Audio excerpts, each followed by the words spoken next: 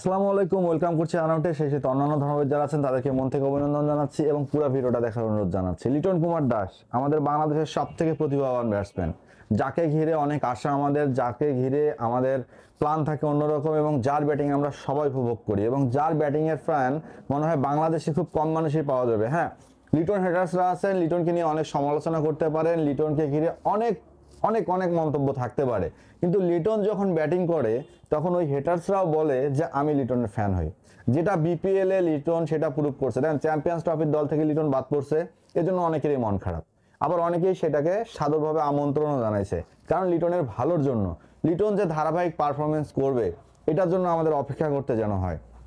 আজকে বিপিএল এ লিটন আবারও একটা ভালো ইনিংস খেলছে, দেখা যাচ্ছে টানা 3 ম্যাচে লিটন ধারাবাহিক।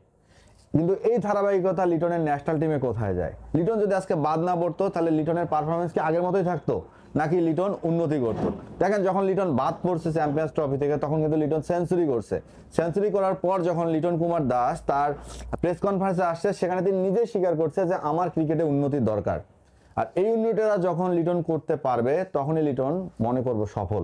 কারণ আমাদের সবার প্রিয় খালেদ মাহমুদ সুজন ভাই, তাকে আমার মনে হয় বাংলাদেশ ক্রিকেট ফ্যান থেকে শুরু করে বাংলাদেশ ক্রিকেটারদের এমন কোনো ব্যক্তি নেই যে তাকে পছন্দ করেন না বা তাকে ভালোবাসেন না।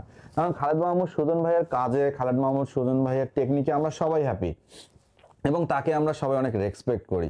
তো সেখানে খালেদ মাহমুদ সুজনের আজকে যখন সাক্ষাৎকার দেখলাম 71 চ্যানেলে, এরপর ক্রিক ফ্যানজিতে, এরপর ডেলি ক্রিক টাইমে, অনেক কয়টাতে খালেদ মাহমুদ সুজন ভাইয়ের একটা সাক্ষাৎকার দেখলাম, সেখানে তিনি খুব জোর গলায় বলছে যে তিনিও লিটনের ব্যাটিংয়ের ফ্যান। কিন্তু লিটন বাদ পড়াতে তিনি একটু হতবাক হয়েছে এবং তিনি এটাও মনে করায় দিছে লিটন যখন বাদ পড়ছে লিটনকে এমনভাবে ফিরে আসতে হবে অবসরের আগ পর্যন্ত যেন লিটন আর বাদ না পড়ে। সো লিটন দাসকে এই ইন্টারভিউটা শুনছে? যদি শুনে থাকে তাহলে লিটন দাসের উচিত একজন বড় ভাই হিসেবে বা একজন কোচ হিসেবে তার কথাটা মেনে নেওয়া। কারণ তিনি এমনভাবে ন্যাশনাল টিমে কামব্যাক করুক, কালো রিপ্লেস হয় না, লিটন ফিরবে লিটনের মতো করে লিটনের জায়গাতে। যদি ফিরে যেভাবে লিটনের আবির্ভাব হয়েছিল, যে ট্যাগটা নিয়ে লিটনের আবির্ভাব হয়েছিল, সেই ট্যাগটা নিয়ে যদি লিটন ফেরে, আমার মনে হয় বাংলাদেশ ক্রিকেটের উপকার হবে। এবং সেই সাথে লিটন কিন্তু এখন ভাই আর ইয়ং ক্রিকেটার না, লিটন কিন্তু এখন তরুণ না, লিটনকে কি এখন সুযোগ দিবে না? লিটনের কাছে এখন রেজাল্ট চাই, কিন্তু অলরেডি 8-9 বছর লিটন খেলে ফেলছে, 2টা ওয়ার্ল্ড কাপ খেলে ফেলছে। তাহলে লিটন কুমার দাস যদি আগের মতো একটা ম্যাচ ভালো খেলে, 10টা ম্যাচ খারাপ খেলে, এই দিকটা কোন ক্রিকেট প্রেমীটা আছে বা কোন ক্রিকেট বিশেষজ্ঞ আছে সাপোর্ট করবে? আমার মনে হয় কেউই সাপোর্ট করবে না। সেই দিক থেকে লিটন যখন বাদ পড়ছে, আমি আমার ভিডিওতে বলছি যে লিটনের বাদ পড়াটা ঠিক আছে, লিটনকে পারফরমেন্স করে ফিরতে দেন। এখন লিটন ধারাবাহিকভাবে পারফরমেন্স করতেছে বিপিএল এ। সেখানে তিসারা প্লেয়াররা কি বলছে প্রেস কনফারেন্সে, যে লিটন অনেক বড় মাপের প্লেয়ার, আর বড় প্লেয়াররা কখনো হারায় যায় না, তারা পারফর্ম করেই ফিরে আসে।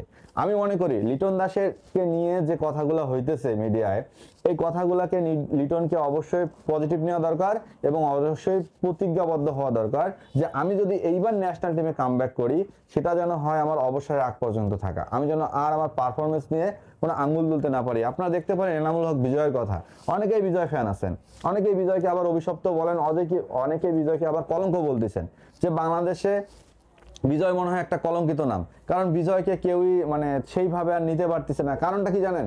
তিনি ন্যাশনাল টিমে আসলেই তার পায়ের নিচে মাটি হারায় যায়। অথচ বিপিএল বলেন, এনসিএল বলেন, ঢাকা লিগ বলেন, যে কোনো লিগে বিপিএল বিজয় আমাদের হাইস্ট রান গেটার হয়ে থাকে। তো কিন্তু ন্যাশনাল টিমে আসলে তিনি হারায় যায়। তিনি পর্যাপ্ত সুযোগও কিন্তু পাইছে, এমন না যে তাকে সুযোগ দেওয়া হয়নি। তাকে 3টা সিরিজে 3টা ওডিআই খেলা হচ্ছে, টেস্টে নামানো হচ্ছে, টি20 নামানো হচ্ছে, কিন্তু তিনি দেখা যাচ্ছে ন্যাশনাল সার্কিটে গিয়ে তিনি আর নিজেকে প্রুভ করতে পারতেছেন না। সো এই টাইপের খেলোয়াড় কিন্তু লিটন কুমার দাস না। লিটন কুমার কিন্তু আমাদের প্রুভেরও কিছু নেই লিটনের শুধু দরকার ধারাবাহিক পারফরমেন্সটা করা, সেটা হোক 50, সেটা হোক 70, সেটা হোক 80। কিন্তু লিটন ডাক মেরে মাক মেরে যে রেকর্ডটা করছে রে ভাই, এটা তো লিটন কুমার দাস ন্যাশনাল সার্কিটে থাকবে না। কারণ একটা প্লেয়ারের উপর ডিপেন্ডেন্ট তো আর ক্রিকেট বোর্ড থাকবে না। আমরা হয়তো অনেকেই সচিনের ফ্যান, এখনো সচিনের ব্যাট ধরা দেখলে আমরা দাঁড়ায় থাকি। আমরা হয়তো শেনওয়ানের ফ্যান, হ্যাঁ, আমরা হয়তো গিলক্রিস্টের ফ্যান হতে পারি, কিন্তু গিলক্রিস্ট তো সারা জীবন খেলতেছে না, রিকি পন্টিং তো সারা জীবন খেলতেছে না, বা সৌরভ গাঙ্গুলিও কিন্তু সারা জীবন খেলবে না। তেমন লিটন কুমার দাসও কিন্তু সারা জীবন খেলবে না। বাট যে কটা দিন খেলবে, সে কটা দিন তো সেই ভক্তগুলার মনে তার আশা দেওয়া দরকার না আমি লিটন যে কটা দিন খেলবো সবার মনের মধ্যে ভালো হয়ে খেলবো। আশা করি লিটন তার স্বরূপে কামব্যাক করবে, যে কামব্যাকটা হবে তার জীবনের সেরা সময়। সো রানআউটে যারা দেখছেন সাবস্ক্রাইব করতে ভুলবেন না।